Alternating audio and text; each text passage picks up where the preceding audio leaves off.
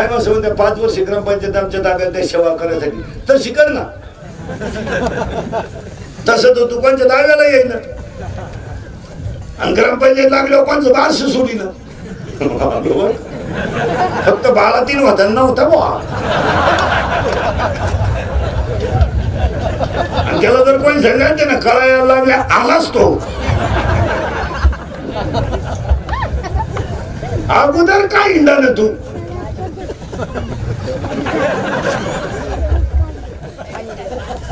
दहाव्याला मौतीला पुढारी वाढले का आपण समजायचं. इतर टायमाला जनता मिली का वाहून गेली काय गेलं नाही. पण आता मांजरीला जरी पिलू झालं सदिच्छा भेट मोका सुरक्षित आहे का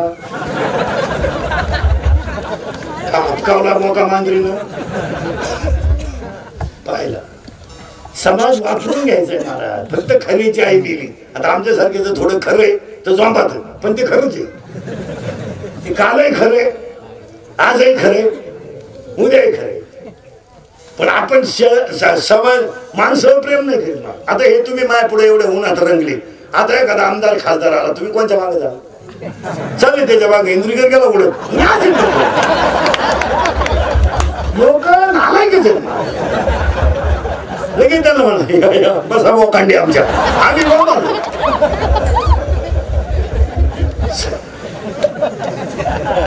समाज लाचार झाला मला. आणि एक वाक्य ध्यानात ठेवायचं मला, लाचार झाल्यामुळं समाजाची चव ओळखली सगळ्यांनी. समाज कसा झालाय लाचार. तरुण पोरं काय करायला लागले ना चांगलं का 2-3 यांनी खोड घालून द्यायची. ठरत आलं ग्रामपंचायत बिनविरोध करायची.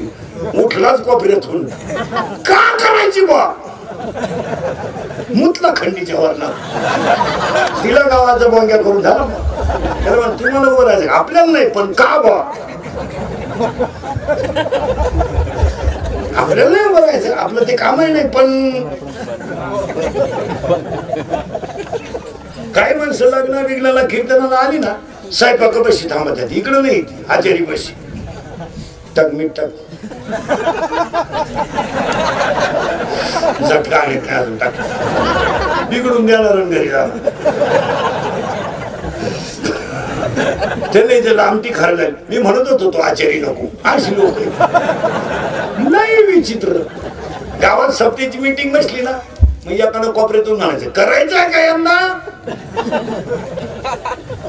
मग दुसऱ्यानं लगेच कोपऱ्यातूनच उठायचं मागच्या हिशोबाचं बोला. एकानं म्हणायचं तुम्हाला मागचं काढायचं आहे का सप्ताह गेला उलट मग घ्या. गप करायला गेला तास 1.5 तास विषय एकही झाला. मग दुसरा एकदम मला बा मागच्यावर राखेल नव मला मागचा विषय कोणी काढायचा भेटलं का. जत्राची मीटिंग बसली का एक जण म्हणायचं बा भयान दुष्काळ आहे प्यायला पाणी नाही यंदा तमाशा आणायचा नाही. बंद म्हणजे बंद. उठलं म्हातारा कोपऱ्यातून का नाही आणायचा. आपल्या पांढरीचा नियम आहे बाई नसल्याशिवाय पीक पाणी नाही. मग पा दिलं बोल. एक जण म्हणला प्यायला पाणी नाही 100 जास्त काढा पण बाई आली पैसे आणि 80,000ची बाई गावात प्यायला पाणी नाही. 80ची बाई झाला पाहून घ्या. आपल्या गावचे 10-5-7 शेजारच्या गावचे 2-4 वळू कपडे भांडे कपडे घालून बोंग्या तमाशाचा बायांच्या अगोदर यांचा एक डाव. पटरी थोबाडात गोवे कपडे भांडे कपडे सॉक्सच असा घाण वास बागलात गुचिड्या 1 साइड भांग पाडलाय. कुठले 5-25 बाईच्या अगोदर यांची एक किंमत. आणि मग ज्याच्या ताब्यात गावाची वही येतो माईक वाढलाय शांत बसा गावची इज्जत घालू नका. मोठ्या कष्टानं बाई आणली त्याच लगेच घालून म्हणतो वन्स मोर शांत बाय. एक लगेच म्हणलं कोणचं बॉम्ब मारलं म्हणजे तुझंच माझं ते माझं असू शकत नाही. लोक म्हणजे नाव आहे होतोय मग तू काय काय कर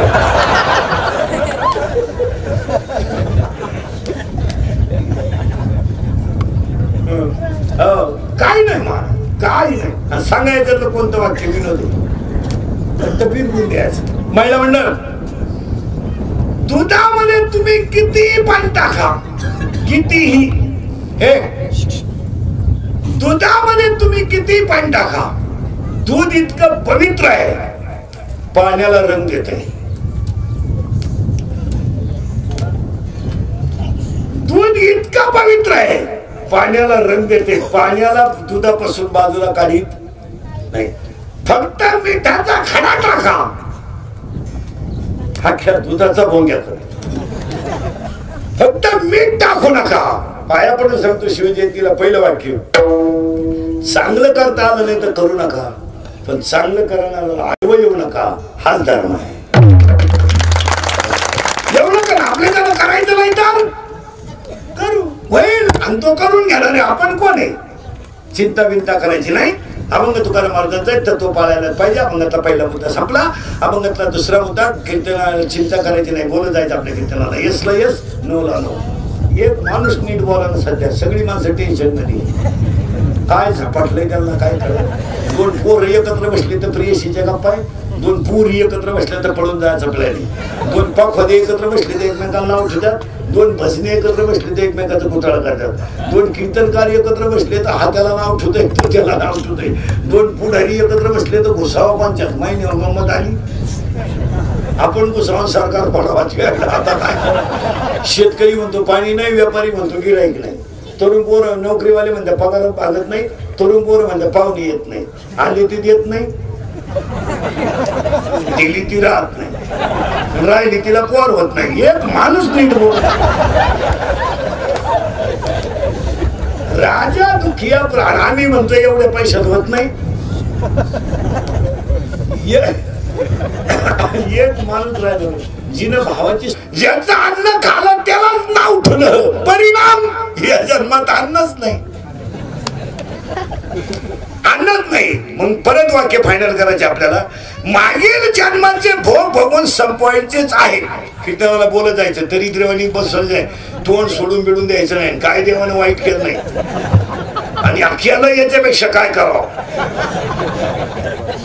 देवाने यंदा जेवढं वाईट केलं याच्यापेक्षा काय झालं आणि तरी माणसं खरमरीत नाही म्हणलं का मेल्यावर खरमरीत होतो. आता आपली चप्पल काढून बसा कीर्तन ऐकण्यासाठी. चप्पल आपले बरेच जणांच्या पाय चप्पल काढून बसा.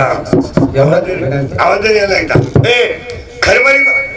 खरमरीत बसायचं फक्त बोलत जायचं कीर्तनाला. आणि एक वाक्य सांगतो मला आजचा दिवस आपला चांगला आहे उद्या आपल्यासाठी असलच असं नाही. त्याची काय गॅरंटी. उद्याचा दिवस आपण पाहू याची गॅरंटी. एखाद्या पाहुण्याचा फोन आला तर माणसं म्हणते थोबाड फोडीन. काल आम्ही एकत्र चहा पिलो तू म्हणतो मी आला तू म्हणतो मी आला जरा डोकं भा रात्री संगच पिलो आम्ही. तू म्हणतो मी आला.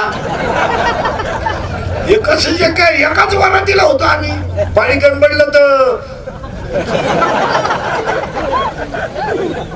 आम्ही एकच नाही. कोण दिवस येईल कैसा नाही देयाचा भरोसा. अभंगात घुसण्यापूर्वी आपल्याला 2-3 मुद्दे क्लिअर करायचे. मागील जन्माचे भोग भोगून संपवण्यासाठी यावंच लागतं आणि आल्यावर जावं लागतं. उत्तर क्लिअर करून घ्या बरं का. मग आता मला तुम्ही महिला मंडळ पुरुष मंडळी उत्तर द्या. जावा लागेल किंवा नाही हा मला नाही म्हणा. आपल्याकडे नाही उत्तर आहे हा नाही उत्तर आहे. मला अभ्यास कमी असल्यामुळे आज उत्तर देताना आलं महिन्यानं देईल पुस्तकं उलटे पालटे करून देईल पण प्रत्येक प्रश्नाला उत्तर आहे आपल्याकडे. यसला यस नोला नो. भामटेवाणी कीर्तन ऐकायचं नाही. भामटेवाणी ऐकायची ती सभा. कारण सभेला सगळे भामटेच राहते ना. सभा म्हणजे काय. सभा म्हणजे काय जुन्यांनी नव्यांना नाव ठेवणे नव्यांनी जुन्यांना नाव ठेवणे आणि येण्याने 200 रुपये रोजानं ऐकणे.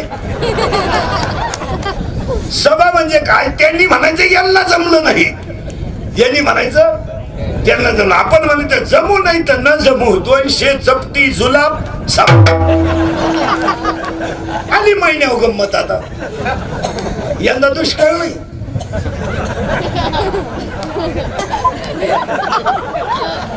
यंदा 3 महिने लहान सुद्धा होणार आता अजून 15. आणि मग मोजणी झाली का प्यायलाच काही नाही, मग आपलाच खिशात धरायचं. मग काय करायचं, खिशात गलाच ठेवायचं. महाराज समाज फक्त गरीबाला वापरून घेतोय. एक वर्ग कायम श्रीमंत राहिला आणि एक वर्ग कायम गरीब राहिला. हे त्यानं एक वर्गाने एवढे इस्टेटी कमावल्यात का त्यांच्या 3 पिढ्या खपणार नाही. 10व्याला जर पेटवली तर श्राद्धापर्यंत धोरण निघल एवढे. पण उद्या गरीबाच्या बाबाईच्या पोराचा पेपर आहे, तो दुसऱ्या मित्राला म्हणतोय मला गाडीवर ने, मला भाड्याला पैसे नाहीत. असा एक वर्ग समाजात आहे. पण एक वर्ग त्यांच्याच नावावर खपनच. 2च पोरं महाराष्ट्रात आईनं दिले मागच्या आठवड्यात. 2 पोरं सीमेवर गेले. उभ्या महाराष्ट्राच्या डोळ्यात पाणी आलं. तर नीट आहे का, कोणाच्याही माग जर भोंगे घेऊन बोंबलत हिंडले ह्या सीझनला तर याद राखा ना. म्हशी बांधरा ना, 150 रुपये म्हैस बांधरा. चपटीसाठी बोंबलत हिंडायचं उन्हात आणत कोणच्या. तुम्हाला लाजबीज नाही वाटत का आपण माणसं.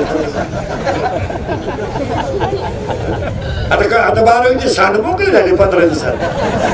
झाला युवक कार्यकर्ता अंडरपेंडीला व झाल्याने कस करायला.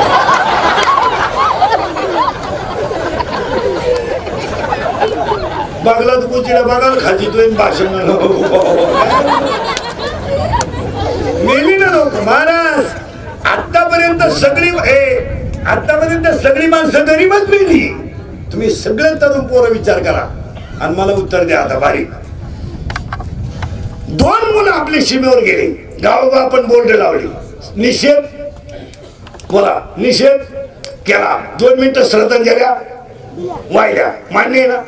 याच्यामध्ये सीमेवर जेवढे पोर आहेत त्यातल्या कोणत्या कीर्तनकाराचा पोरगा सीमेवर बा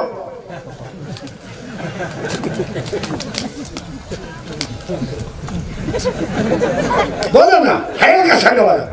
नाही. कोणत्या प्राध्यापकाचा पोरगा आहे सांगा मला. कोणत्या पुढाऱ्याचा पोरगा आहे सांगा मला. मग पोरं कोणची आहेत? गरीबाची. गरीबाचीच आहे. कुणाची आहे? अरे ज्याची बहीण लग्नाला आली, आईचा लुगडा फाटलंय, तोच पोरगा स्वतःची ताकद सीमेवर लावून संसार. ज्याची बहीण लग्नाला आली, बापाची मान समाजात खाली व्हायची वेळ आली, मग तो म्हणतो अरे मला इकडे मारायचंच आहे आणि तिकडे मरायचंच आहे. पण माझा संसार सुखी होत असेल तर मी मरायला सुद्धा.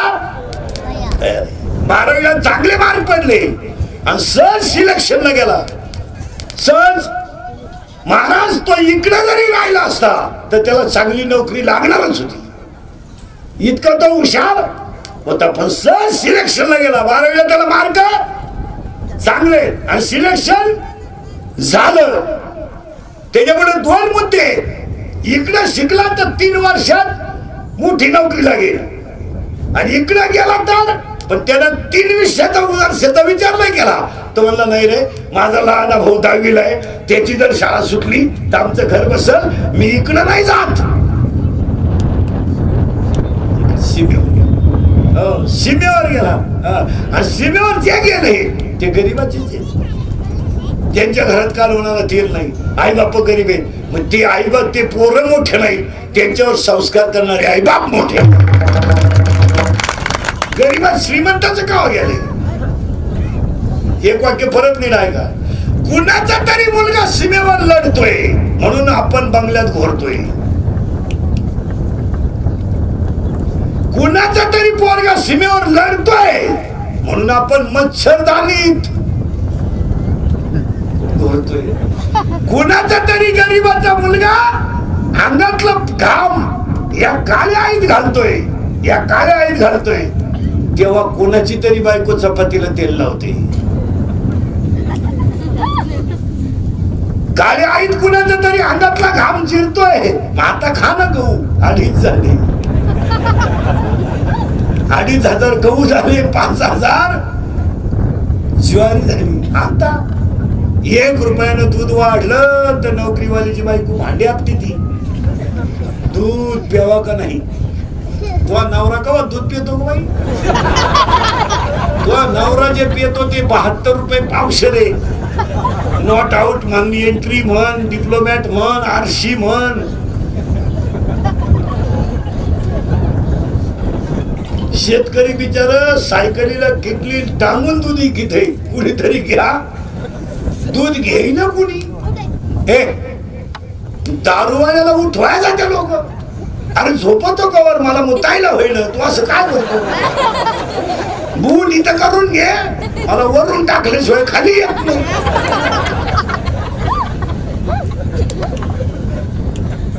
अर्धा लिटर दूध घेतली तर दुधावाल्याला 4 वेळा विचारी ती. फाईन नाही ना, फाईन नाही ना. आणि नवरा जेवाय बसला तर पाणी नेऊन देते. पाणी टाका, पाणी टाकीत राहा. अजून लय वास येतोय, पाणी टाका, पाणी टाका. पाणी कमी पडू देऊ नका. टाका पाणी अजून, नाही तर तुम्ही अख्या रात पप्याला मला त्रास द्याल. काय बोलत मला? इकडे पाणी, इकडे पाणी टाकू नका म्हणते, इकडे पाणी टाकून. अरे तुका म्हणे कैसे आंधळे हे जन. बघा तुकाराम महाराजांचा तुकारामांच्या खात्यातील चलनाचा आहे ना आपला मुद्दा झाला होता, तेवढा क्लिअर करून घ्या. आज कीर्तन हे तिला मग तुकोबरायांचा कडवं 4 आहे. माझ्या तोंडातलं वाक्य 10 मिनिटापूर्वीचं असं आहे, आल्यावर यावंच लागेल आणि भोग संपल्यावर जावाच लागेल. आणि आता आपल्या कीर्तनाला बोलत जायचं, येसला येस, नोला नो. भोग भोगायचे आहे म्हणून तर जन्माला यायचं आहे. पण भोग संपले की जायचंय. मग जाणं आहे आणि येणं आहे. मग यायचं कशाला? बस फायनल झालं कीर्तन, जायला. मग जायचं कशाला? येण्यासाठी. मग यायचं कशाला? मागचं भोगायला. भोगल्याशिवाय पर्याय नाही. मग ते एखादं म्हणेल हा मालकरी आहे, त्यालाही भोगावंच लागेल.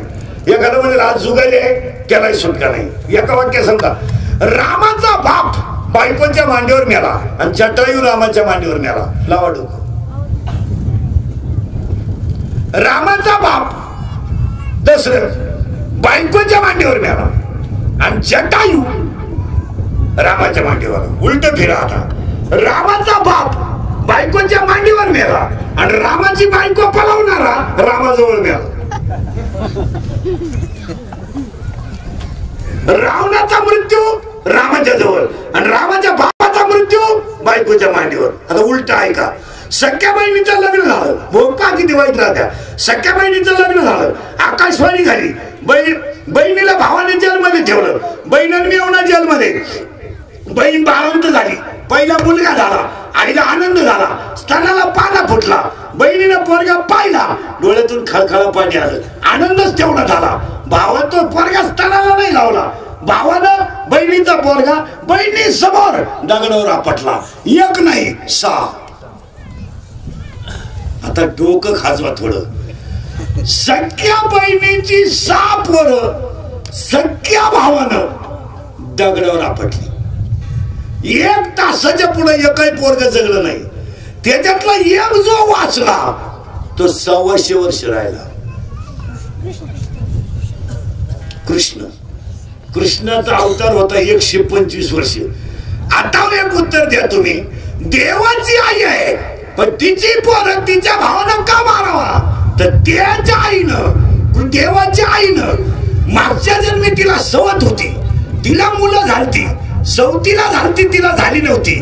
तिनं सवतीचे 20 पाजून मारले होते 6, म्हणून सख्या भावानं मारले 6. भोग चुकला करायला. 6 मेलेले भावानं आणून दिले, तो भाग वेगळा. कृष्णानं 6च्या 6 जण जिवंत केले. पण देवाच्या आईला भोग चुकला नाही. तुम्ही वळवळ करायची नाही. मला हे सांगायचंय, ती तर देवाची आई होती. आता उलट फिरू. देवाची आई महिला मंडळ 6 पोरं भावानं मारली. 7वा योग मायाने नेला, 8वा बाबा जन्माला आला. पण भोग चुकला का? नाही. मग देवाची आईला भोग चुकला नाही, तेव्हा आपण सुटणार नाही. दुसरं वाक्य, जटायू रामाच्या मांडीवर नेला आणि हा पठ्ठ्या मरतच नव्हता. रावण मरत नव्हता. मालकऱ्यांना गणित देतो, 2 मिनिटात सुटलं तर बघा. रावणाची पिढी होती 4थी. तेव्हा दशरथाची पिढी होती 56वी आणि 56 पिढीला दशरथ होता आणि 57वी पिढी रामाची होती. दशरथाच्या 56 पिढ्या झाल्या तेव्हा रावणाची 4थी पिढी होती. रावणाचं वय किती असेल?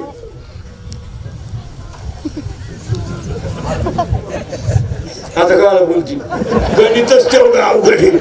गणित 56 पिढ्या माग जा, 56 पिढ्या माग जा.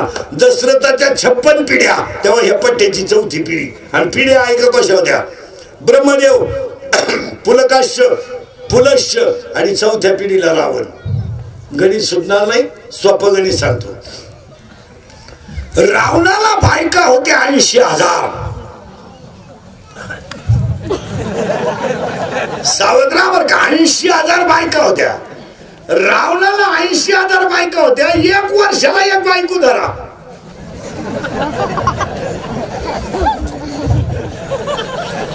रावणाचं वय किती झालं असेल? 80. पण त्यानं जलमल्या बायको नाही ना केली. पहिले 15-1 वर्ष सोडा. म्हणजे सीता पळवायला रावण आला तेव्हा रावणाचं वय होतं 95,000 वर्ष. रावण होता 95,000 वर्षाचा तेव्हा सीता होती 18 वर्षाची. डोकं आहे बरं का आपलं कीर्तन म्हणजे डिस्कवरी चॅनल. त्याला शोधत लावायचं काय. आता उलटे डोकं फिरवा. रावणाचं वय होतं 95,000 वर्ष तेव्हा सीतेचं वय होतं 18 वर्ष आणि सीतेचं वय होतं 18 वर्ष तेव्हा रामाचं वय होतं 25 वर्ष. आणि हाच धागा सरकारनं पकडला आणि पुरीचं वय 18 केलं. यांनी काय पुस्तकं वाचले? आणि पोराचं वय 21 का केलं? हे 25ला लई याची येणेवाणी करी. हे 2-4 वेळा बापाला उचलून आपटाय बसले म्हणून 21 करा. आता तो 21चा सरकारनं आणला 21 वर, देवाने नेला 41 वर.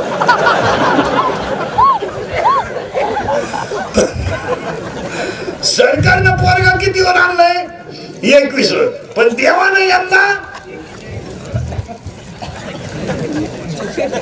41 वर येणार. आता सरकारनं जर 25 आणलं देव याला नदीवर नेईल.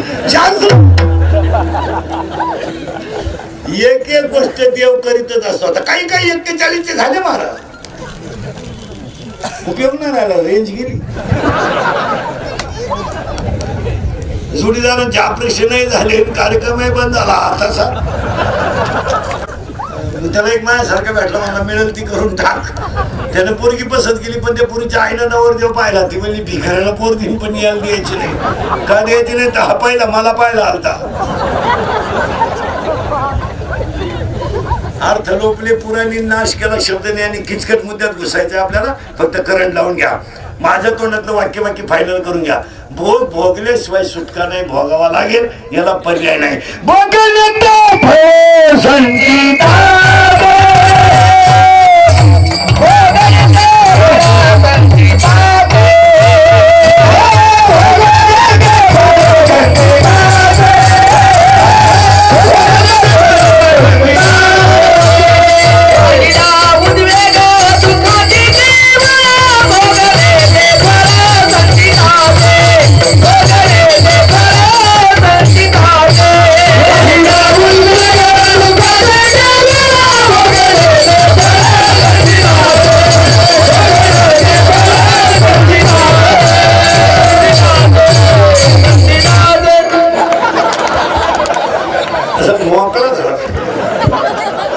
इथं नाचलं पाहिजे. आम्हाला ती डांबरीवर नाचत्या बाई वाड्या आणला तो भाड्याच्या घरात.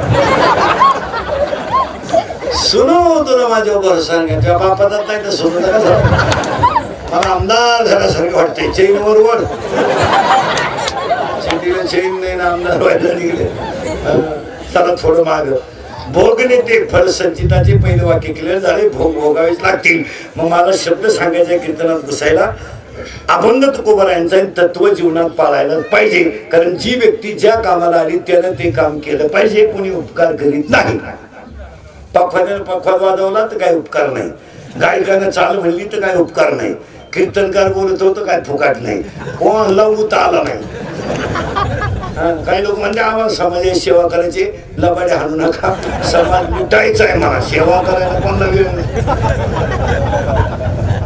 आणि कोणी करीतही नाही. कोणाला करायला वेळ आहे? समाजाची सेवा फक्त तिघांनी केली, तिघांच्याच गोत्यात आली. एक आईनं दूध पाजलं, तिला भाकर नाही. बापानं पाणी मारून कापूर शिकला, पोऱ्यानं पाणी टाकून पिऊन सुपडा साफ केला.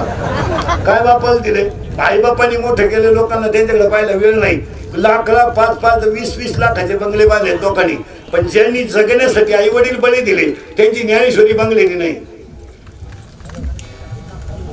कोटीचा बंगला आहे, 10,000चा 50,000चा टीव्ही आहे घरात, पण 60 रुपयाची ज्ञानेश्वरी कितीतरी नालायकांच्या घरात नाही. कीर्तनात निघतील असे 5-25 जण का त्यांच्या बंगल्याला आग लावायचो घेत एवढे बंगले, पण ज्ञानेश्वरीने काय दिलं संतांनी लोकांना? आज एका ज्ञानोबानं स्वतःचे आई वडील बळी दिले तेव्हा ज्ञानेश्वरी लिहिली. काय आम्हाला घरात ठेवायला अडचणी? 60 रुपये किंमत आहे ना, मग 60 रुपयाची ज्ञानेश्वरी आम्हाला घरात ठेवायची नाही. आम्ही कोटीचा बंगला बांधायचा, फरशी, फ्रीज, कूलर, गॅस, लायटर काय नाही घरात. एक लाईटीचा बोर्ड आहे चार्जर साठी, 4 माणसं घरात, 6 मोबाईल. प्रत्येकाच्या मोबाईल मध्ये 100 बॅलन्स झाला ना, 600 रुपये बॅलन्स आहे करा रोज. कुठे आम्ही? आणि आम्ही फक्त पाण्याचा हे का गाथा पाण्यात बुडाला नाही, दगडाने टाकला. अरे वाक्य लिहून ठेवा, समाजाचा माथा जागेवर यावा म्हणून संतांनी गाथा लिहिला. हा माथा इतका हुशार, त्यानं गाथा पाण्यात टाकला पण माथा सुधारला नाही. मग गाथा पाण्यात टाकणारा कोण होता? माथाच. माथ्यानंच गाथा टाकला. आज आमच्या घरी गाठी सुद्धा नाही, आम्ही फक्त बाहेर रंगाने कडक कपडे घालून निंडतोय. नाही तर काय सुधारली लोक? तुम्ही स्वतःच्या मनाला प्रश्न जा, कोण फुकाट करत? जावं लागतं. दोन्ही वाक्य क्लिअर आहे का? जीवाला मागचे भोग भोगण्यासाठी यावंच लागतं, आणि भोगायचं संपलं जावं लागतं. माता जर जीवाला जावं लागतं तर यावं का लागतं? जावं लागतं म्हणून. किती सरळ उत्तर आहे महाराज. जन्माला काय यायचं? मरायचंय म्हणून. आणि मरायचं का? यायचंय म्हणून. आता यायचं आहे पण तसं नाही यायचं. भोग भोगल्याशिवाय सुटका नाही. पुरावा 17वा अध्याय. झाड जाणे जे फुले, मानत जाणे जे भोले, आणि भोगे जाणे जे केले कर्म पूर्वजन्मीचे. पहिले भोग भोगायचे आणि संपलं की जायचं, पण संपल्याशिवाय सुटका नाही. मग एखादा म्हणेल मला मधीच जायचंय, भोगायचे. पुरावा आहे का? घ्या 2 पुरावे लावून. मुका झालो, वाचा गेली, होतो पंडित महाज्ञानी. पंडित होतो, ज्ञानी होतो, 4 वेद पाठ होते, पण गर्वामध्ये झाली सर्व हानी. ऐका आता, 4 वेद येत होते, मुखात घेत होते, फक्त मी ज्ञानी आहे याचा मला गर्व झाला, परिणाम मुक्का झालो. बहिरा का झालो? आई वडिलांचं मानलं नाही, माता माऊली पाचारिता, शब्द नाही दिला मागुता, आणि बैरा झालो नरदेही येता. मी बैरा का झालो? मुका का झालो? आंधळा का झालो? दरिद्री का झालो? संपत्ती होती, दान केली नाही, परिणाम पुढचा जन्म दरिद्री. मागे तुम्हाला देवाने संपत्ती दिलती, पण तुम्ही दान केली नाही, दान धर्मच केलं नाही. दान धर्म न केल्यामुळे हा जन्म दरिद्री. ज्ञानाचा गर्व झाल्यामुळं या जन्मात मुका, आई बापाचं न ऐकल्यामुळं या जन्मात बहिरा, आणि ज्याच्या घरी जेवलो त्यालाच नाव ठेवलं. पुराय मागील सुंदर निंदिले उपांना, तेने पावलो मुख बंधना. गेले विसरले खाया,